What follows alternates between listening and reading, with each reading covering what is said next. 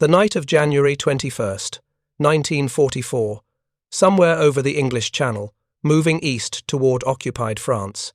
Flight Lieutenant Michael Allen sat in the cramped navigator's position of Bristol Beaufighter Mark VIII, serial number LX 919, watching the circular green glow of his radar scope with the intensity of a man whose life depended on reading its secrets, which it did.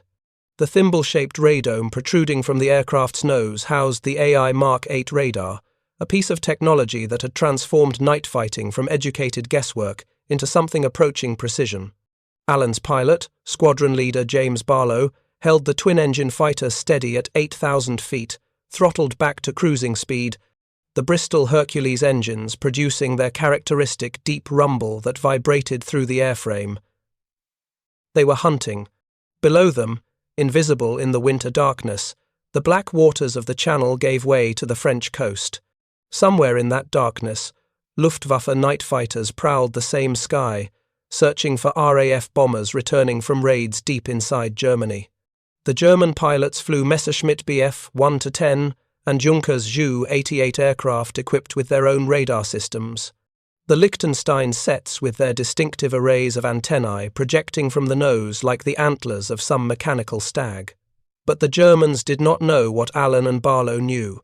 They did not understand the advantage the AI Mark VIII had given the RAF. They did not comprehend how completely the technological balance had shifted.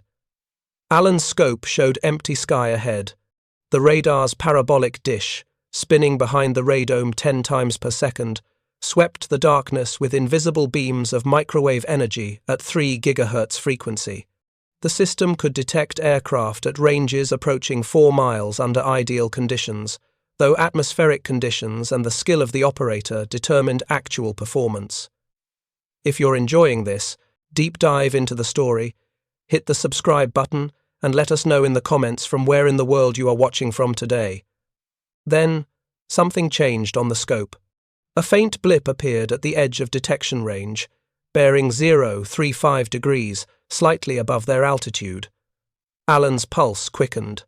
His training took over, pushing aside excitement, focusing on procedure. "Contact," he said into the intercom, his voice steady despite the adrenaline. "Bearing 035, range approximately 3 miles, Angels 9. Barlow adjusted course without hesitation, bringing the Beaufighter onto an intercept heading. The German pilot, whoever he was, whatever his name, whatever thoughts occupied his mind as he searched for British bombers, had perhaps 5 minutes of life remaining, possibly less. He did not know he had been detected. The AI Mark VIII operated on centimetric wavelengths the Germans could not monitor. Their Liechtenstein radar worked on much longer wavelengths, frequencies the British had thoroughly studied after a defecting crew had landed an intact Ju-88 in Scotland the previous year. The Germans knew British night fighters possessed radar. They did not know how good it had become. The blip on Allen's scope grew stronger as range decreased. 2.5 miles. 2 miles. The German was holding course, apparently unaware of the predator closing from behind and below. In the Luftwaffe pilot's cockpit, his own radar scope probably showed nothing unusual, certainly nothing to suggest immediate danger. Allen made minute corrections to Barlow's heading, guiding him onto a perfect pursuit curve. 1.5 miles. 1 mile. The Beaufighter carried 4 20mm Hispano cannon in the belly, each loaded with a mix of high-explosive and armor-piercing rounds. At close range, a 2-second burst would be sufficient. The question was not whether they would kill tonight. The question was whether the German pilot would have any warning at all before the cannon shells tore through his aircraft. The answer, Allen knew from experience, was no. Or almost no. Perhaps 5 seconds between the moment something felt wrong and the moment death arrived. This was the new reality of night combat in 1944. This was what the AI Mark VIII had created. This was the advantage that would help destroy the Luftwaffe's night fighter force in the months ahead.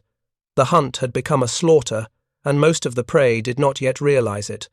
To understand the revolution represented by that radar scope in Allen's hands, one must understand what night fighting had been before centimetric radar arrived. In 1940, when the Luftwaffe began its sustained night bombing campaign against Britain, the defenders faced a nearly impossible task. Ground-based radar could detect incoming raiders at considerable distances, but directing a fighter to intercept a bomber in the darkness required extraordinary coordination and substantial luck. The chain-home radar system that had proven so valuable during the Battle of Britain could track raids approaching from across the Channel, but its accuracy decreased to roughly 1 mile, perhaps slightly better under ideal conditions. At night, a fighter pilot could see another aircraft at perhaps 1,000 yards if conditions were perfect and the target was silhouetted against lighter sky or clouds. More often, visual range was half that or less. The mathematics were brutal. Getting a defending fighter within 1,000 yards of an enemy bomber in three-dimensional darkness was like trying to thread a needle while blindfolded. Most interception attempts failed completely. The first airborne interception radar, the AI Mark IV, had provided a solution of sorts. Operational by early 1941, it allowed radar operators in Bristol Beaufighter night fighters to detect bombers at ranges between 3 and 4 miles, then guide their pilots to within visual range for the kill. The system worked, after a fashion. By May 1941, AI-equipped Beaufighters were accounting for the majority of German bombers destroyed over Britain at night. But the Mark IV had critical limitations.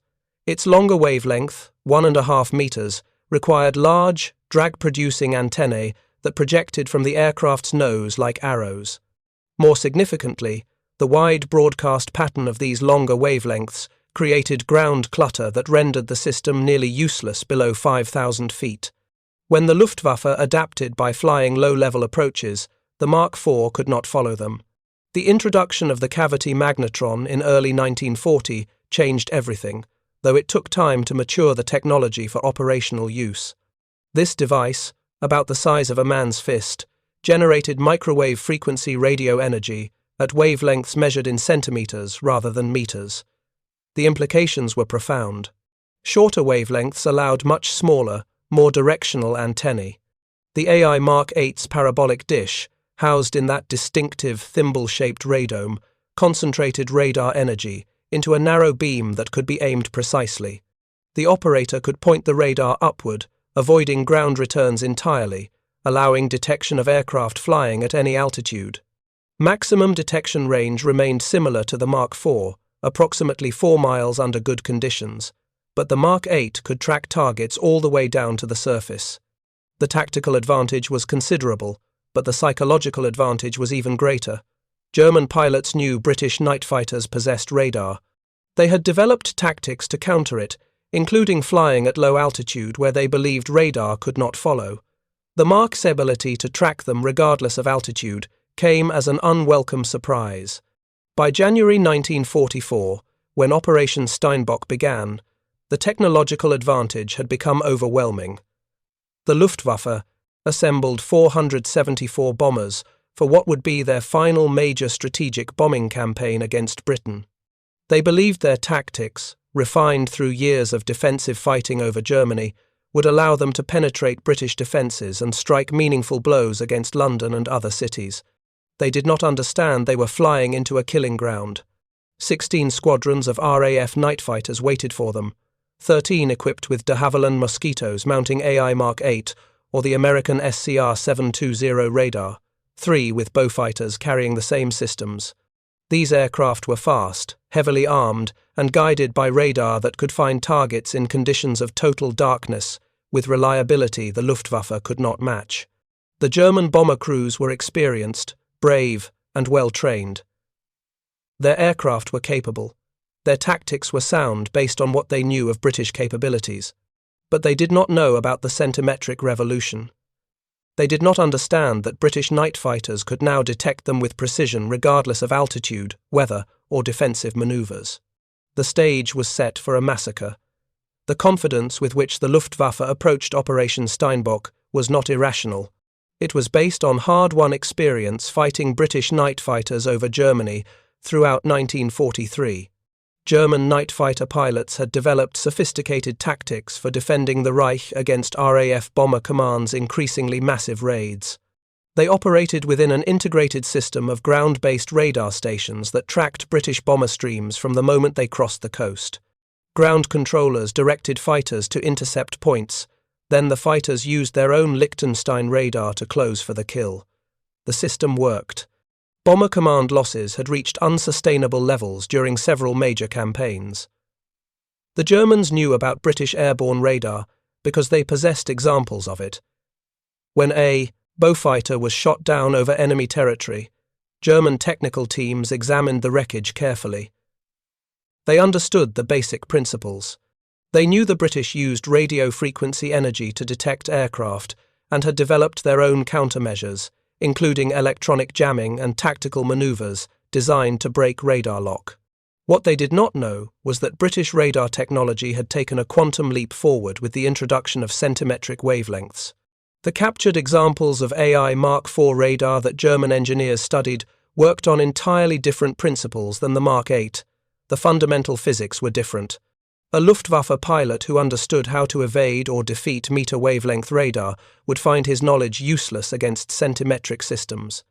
This knowledge gap created a false confidence among Luftwaffe bomber crews preparing for Steinbock.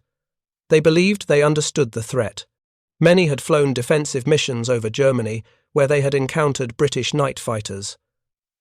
Some had survived attacks. They knew radar-equipped Mosquitoes and Beaufighters were dangerous, but they also believed the danger could be managed through proper tactics. Standard procedure called for bombers to approach targets at low altitude, where they believed British radar was less effective. They would climb for the actual bombing run, then descend immediately afterward. Formation flying was discouraged on night operations, as it made the entire group easier to detect, so bombers flew individually or in loose strings. Pilots were instructed to watch for telltale exhaust flames from British fighters closing from behind and to execute violent, evasive maneuvers at the first sign of attack. These tactics had proven effective against earlier British radar systems. They would prove nearly useless against the Mark VIII. The Beaufighter that carried Allen and Barlow on that January night was one of dozens patrolling the approaches to Britain, more weighted, further inland, positioned to catch any bombers that penetrated the outer defence. Still more operated as intruders over occupied Europe, hunting German aircraft near their own airfields where they were most vulnerable during takeoff and landing. The Germans knew some British night fighters operated offensively over occupied territory. They did not understand the scale of the threat or how effectively the Mark VIII enabled these operations. A German bomber crew that survived the flight to their target and the bombing run itself still faced the gauntlet of British night fighters on the return journey, when fuel was low, damage perhaps sustained from anti-aircraft fire, and exhaustion beginning to set in. The AI Mark VIII changed the fundamental equation of night combat. Previously, finding an enemy aircraft in the darkness had been the difficult part. Once located, killing it was relatively straightforward given the heavy armament carried by British night fighters. But location depended on a combination of ground control, airborne radar, and substantial luck. The Mark VIII made location reliable.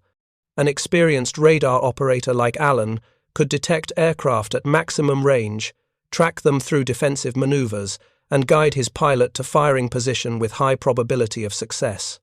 The system was not perfect. Skilled German pilots who understood they were being tracked could sometimes evade, though this required recognizing the threat quickly and executing aggressive defensive maneuvers that consumed fuel and time. Most never realized they had been detected until cannon shells began striking their aircraft. The psychological impact on Luftwaffe crews was significant. They understood intellectually that British night fighters posed a threat. They did not understand they were flying into airspace where invisible hunters could track their every movement with near certainty. The survival of a bomber crew increasingly became a matter of luck. Whether a British fighter happened to be in their sector, whether that fighter's radar was functioning properly, whether the operator detected them among the electronic noise that always filled the scope. For British night fighter crews, the experience was different. They had become predators, operating with technological superiority that made successful interceptions almost routine. The tension remained, the danger was real, and German night fighters posed a reciprocal threat, but the fundamental advantage belonged to the defenders. On that January night, as Allen watched his scope and Barlow flew the intercept, both men understood they possessed capabilities their target could not match. The question was not whether they would make the kill. The question was how quickly the German pilot would realize his danger and whether he would have time to react at all before the 4 Hispano cannons in the Beaufighter's belly opened fire. The AI Mark VIII radar system represented a convergence of multiple technological breakthroughs, but its operational effectiveness depended entirely on the skill of the radar operator who interpreted its displays. Flight Lieutenant Michael Allen had completed his training at No. 54 Operational Training Unit at RAF Charter Hall in Scotland, where he spent 3 months learning to read the peculiar signatures that appeared on the radar scope. The training was intensive and highly technical. Unlike earlier radar systems where operators simply needed to determine if a target was present, the Mark VIII required understanding the nuances of the spiral scan display pattern. The radar's parabolic dish rotated in a continuous spiral pattern, sweeping vertically while simultaneously rotating horizontally. This produced a distinctive display on the cathode ray tube, where targets appeared as bright spots whose position indicated both range and bearing. An experienced operator could determine not just where a target was, but its approximate altitude, speed, and even size based on the strength and character of the return signal. Allen had practiced for hundreds of hours on training flights, learning to distinguish aircraft from weather phenomena, to track multiple targets simultaneously, and to guide his pilot through the complex three-dimensional geometry of an interception. The Mark VIII could detect a twin-engine bomber at ranges approaching 4 miles in clear conditions, but actual performance varied considerably based on altitude, weather, and the target's aspect angle. The system operated at a frequency of 3 GHz, producing wavelengths of 9.1 centimeters. This was a critical specification.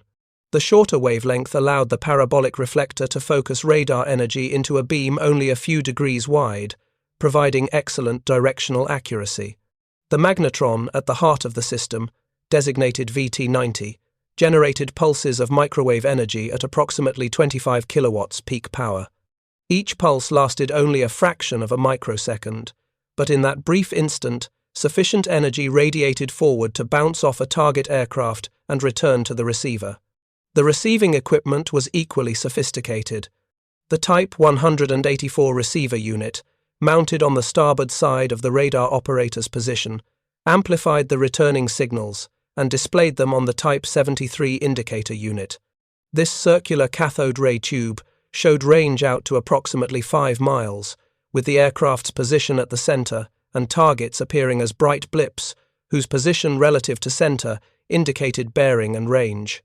Unlike the earlier AI Mark IV, which had required switching between multiple display modes to determine target position, the Mark VIII presented all information simultaneously. The operator could see at a glance where the target was in relation to his own aircraft and how that position was changing. This made tracking through evasive maneuvers dramatically easier. The typical interception procedure followed a well-established pattern. Ground control would vector the night fighter to the approximate area of enemy activity using information from chain-home radar stations. Once in the vicinity, the radar operator would begin searching, slowly scanning the sky ahead while watching for the characteristic blip that indicated a target. Initial detection usually occurred at maximum range, anywhere from 2 to 4 miles depending on conditions. At this distance, the operator would call the contact to his pilot, giving bearing and approximate range. The pilot would adjust course to close the distance while maintaining a position slightly below and behind the target to avoid visual detection. As range decreased, the operator provided continuous heading corrections, bringing the fighter onto a pursuit curve that would result in the ideal firing position directly behind and slightly below the target at a range of approximately 200 yards. At this distance, the 420mm Hispano cannon mounted in the Beaufighter's belly could deliver devastating firepower with high probability of fatal damage. Each Hispano cannon fired at a rate of approximately 600 rounds per minute. The guns were harmonized to converge at 250 yards, creating a cone of fire that ensured at least some shells would strike the target. A typical burst lasted 2 to 3 seconds, expending roughly 30 to 50 rounds per gun. The ammunition mix varied by unit and mission, but commonly included a blend of high-explosive incendiary rounds designed to ignite fuel and ammunition, and armor-piercing rounds intended to penetrate critical components like engines and crew positions. The lethality of this armament against German bombers was well established by January 1944. A Heinkel He 111 or Junkers Ju 88 could typically be destroyed or fatally damaged by a single well-aimed burst. The thin aluminum skin of these aircraft offered minimal protection against 20mm explosive rounds. Fuel tanks, though self-sealing in principle, could be overwhelmed by multiple hits. Engines could be destroyed, control surfaces shredded, crew members killed. Second, CTA, placement. After approximately 2,900 total words. If you find this story engaging, please take a moment to subscribe and enable notifications. It helps us continue producing in-depth content like this. The German bomber crews flying against Britain in Operation Steinbock understood abstractly that British night fighters were dangerous. What they did not understand was the precision with which those fighters could now locate and track them. A Luftwaffe pilot might execute the evasive maneuvers that had worked against earlier British radar, diving or climbing sharply, turning hard, throttling up to maximum speed. Against the Mark VIII, these maneuvers simply delayed the inevitable while consuming precious fuel. The range closed to 1 mile. Allen's voice remained steady as he called corrections to Barlow, guiding the Beaufighter through minor course adjustments that kept them perfectly positioned behind their target. The German pilot maintained straight and level flight, apparently confident in the darkness as protection. 800 yards. Allen could now distinguish the character of the return more clearly. The signal strength suggested a twin-engine bomber, probably a Ju 88 or He 111. The target was at approximately 9,000 feet, heading roughly southwest toward the English coast. Likely a bomber that had struck at London and was now attempting to return to its base in France. 600 yards. Barlow reported visual contact. The faint exhaust glow from the German aircraft's engines was visible now, 2 dim points of red light in the darkness ahead and slightly above. He reduced power slightly, adjusting the closure rate to avoid overshooting, and began the final approach from below and behind where the bomber's defensive blind spot was largest. 400 yards. The German pilot apparently sensed something. The bomber began a gentle turn to port, perhaps a routine navigation correction, perhaps a precautionary maneuver. Allen tracked the movement on his scope, calling the heading change to Barlow, who adjusted smoothly to maintain position. 300 yards. Barlow could see the bomber's silhouette now against the slightly lighter sky, a dark cross shape that grew larger as they closed. He armed the cannon, feeling the slight vibration through the control column as the electrical firing circuits activated. His thumb rested on the firing button, waiting for the ideal moment. 250 yards. The bomber straightened out of its turn, resuming its previous heading.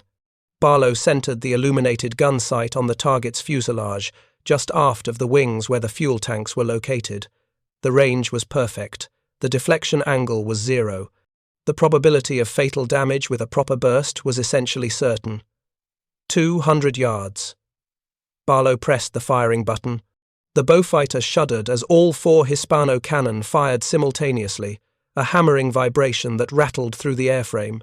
Bright tracers arced forward, a stream of glowing projectiles that converged on the target.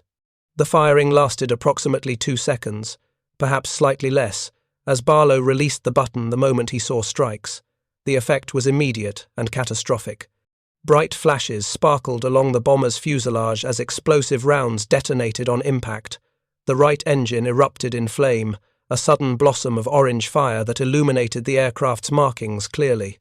More strikes walked across the wing, root and fuselage. Something, probably a fuel tank, exploded with a flash that momentarily lit the entire aircraft from within. The bomber pitched violently nose down and began to roll. Barlow pulled up sharply to avoid collision, banking away as the stricken aircraft fell past below them. Allen kept his eyes on the scope, watching the target's signal fade as the bomber descended out of control. He called the fall, tracking it down through 7,000 feet, 6,000? 5,000? At approximately 3,000 feet, the signal disappeared entirely as the aircraft disintegrated or struck the ground. The time from first trigger pull to impact was less than 90 seconds. The German crew had perhaps 5 seconds of warning, the time between the first cannon strikes and the catastrophic explosion that doomed their aircraft. Whether any survived to parachute was impossible to know in the darkness. Barlow circled once, looking for parachutes or secondary explosions, then resumed patrol heading at Allen's direction. The entire engagement had lasted less than 6 minutes from initial detection to kill. Both men's voices were calm and professional as they reported the victory to ground control, providing time, location, and aircraft type for the intelligence summary. This was their third kill in 2 weeks of operations during Steinbock. It would not be their last. The pattern repeated itself across southern England that night and on subsequent nights as the German offensive continued. British night fighters equipped with AI Mark VIII radar systematically hunted down German bombers with efficiency that shocked Luftwaffe commanders. The statistical evidence mounted rapidly. On the first major raid of Steinbock on January 21st and 22nd, German bombers flew an estimated 450 sorties against London. British night fighters claimed 25 destroyed. Anti-aircraft fire claimed additional victims. The loss rate exceeded 5% for a single night, double the rate the Luftwaffe could sustain operationally. Subsequent raids produced similar results. February raids saw German losses continue at unsustainable rates. March brought no improvement. By April, when the offensive finally ended, the Luftwaffe had lost 329 aircraft, roughly 70% of the force committed. The majority fell to night fighters equipped with centimetric radar. For German bomber crews, the experience was psychologically devastating. They understood abstractly that British night fighters posed a threat. What they experienced was repeated missions where aircraft simply disappeared, sometimes without even radioing a distress call. One moment a bomber was on station in the formation, the next it was gone, marked only by a distant explosion or a burning trail toward the earth. The survivors who returned to their bases in France described encounters where British fighters appeared without warning, opened fire with devastating accuracy, and vanished back into the darkness before defensive fire could be brought to bear.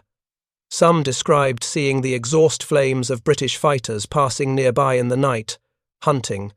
Others reported only the sudden hammer of cannon fire and the desperate struggle to keep their damaged aircraft flying long enough to reach friendly territory. The Luftwaffe's intelligence officers attempted to understand what had changed. They knew British night fighters were effective. They had not anticipated this level of systematic destruction. Interrogation of captured British aircrew provided some information, but the details of centimetric radar remained classified. German technical intelligence gradually pieced together that the British had developed new radar operating on shorter wavelengths, but the full implications took time to understand. By the time Operation Steinbock ended in May 1944, the technological advantage was undeniable. British night fighters had established air superiority over their own territory so completely that further German bombing operations became militarily pointless.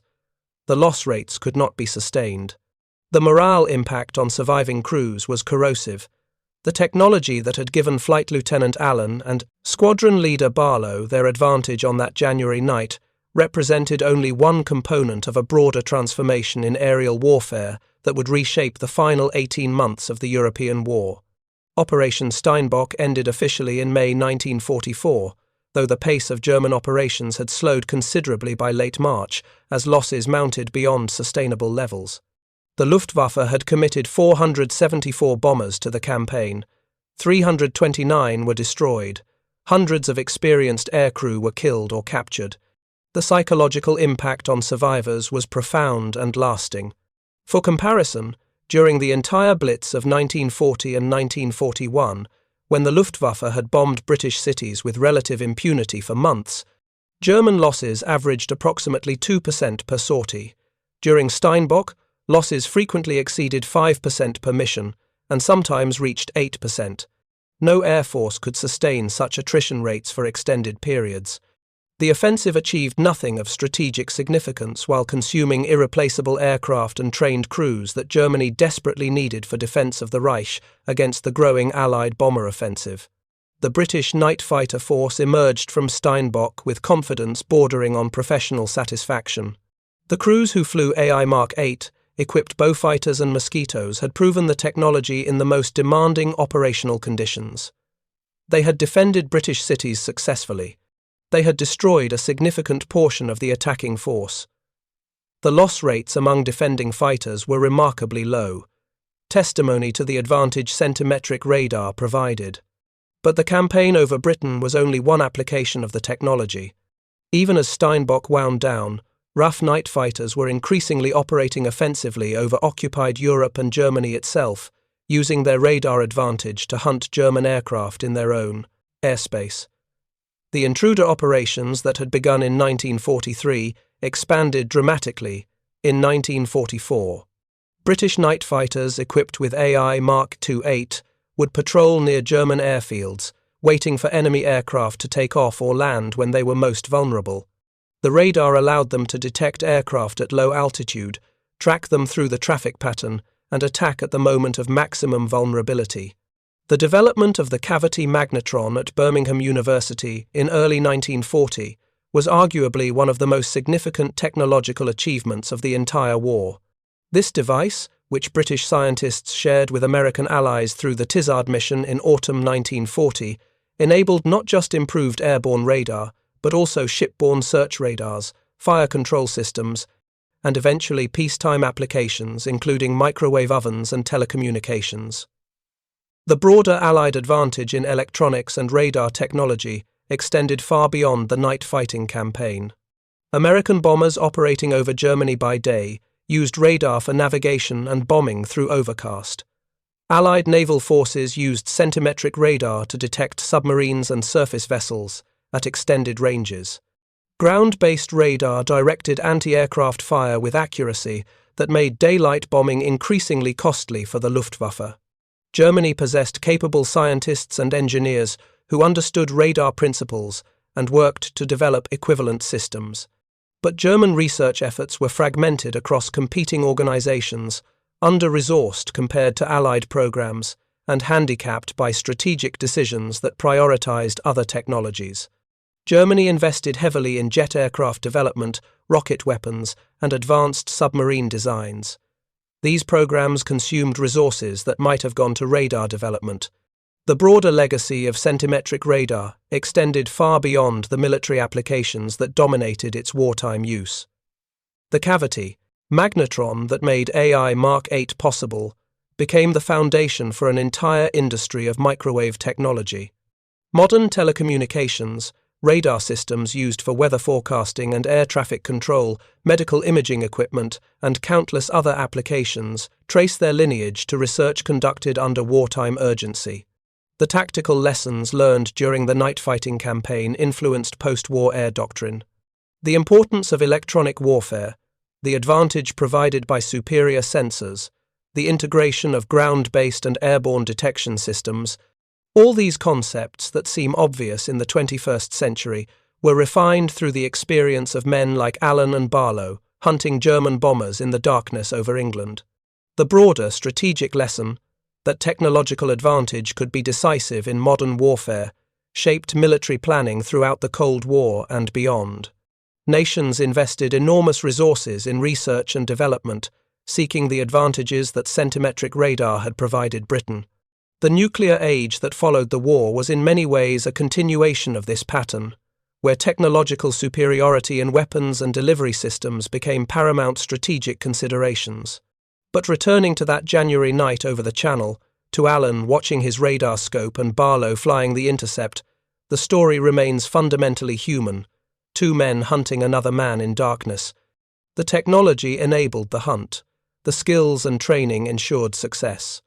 The courage required to fly into combat remained unchanged from earlier eras of warfare. The German pilot they killed that night had perhaps 5 seconds between realization and death, 5 seconds to understand that cannon fire was striking his aircraft, 5 seconds to attempt evasion or to reach for controls, 5 seconds that were insufficient to prevent the inevitable. Those 5 seconds represent the ultimate expression of the advantage centimetric radar provided. Not hours of warning or minutes of pursuit, but mere seconds between detection and destruction. The AI Mark VIII had compressed the kill chain to a point where defensive response became nearly impossible. The technology had shifted the balance so decisively that courage and skill on the defensive side became almost irrelevant against a properly executed attack. This was the reality of night fighting in 1944. This was what the Luftwaffe faced when they launched Operation Steinbock. This was why the offensive failed so catastrophically. The German bomber crews flew into airspace, where invisible hunters tracked their every movement and killed with precision that made survival primarily a matter of luck. The campaign ended. The war continued. The technology evolved. But the fundamental lesson remained unchanged. In modern warfare, technological advantage translates directly into tactical superiority, and tactical superiority measured over hundreds of engagements determines strategic outcomes.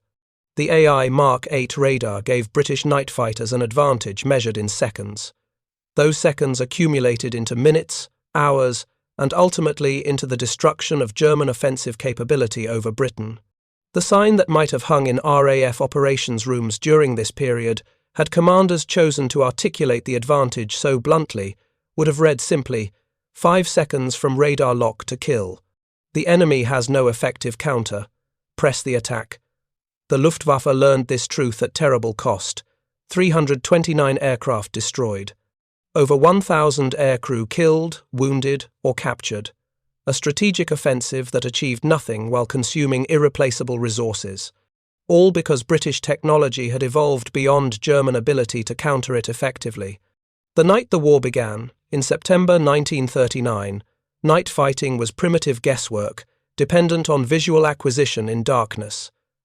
By January 1944, it had become systematic destruction enabled by technology that gave one side overwhelming advantage.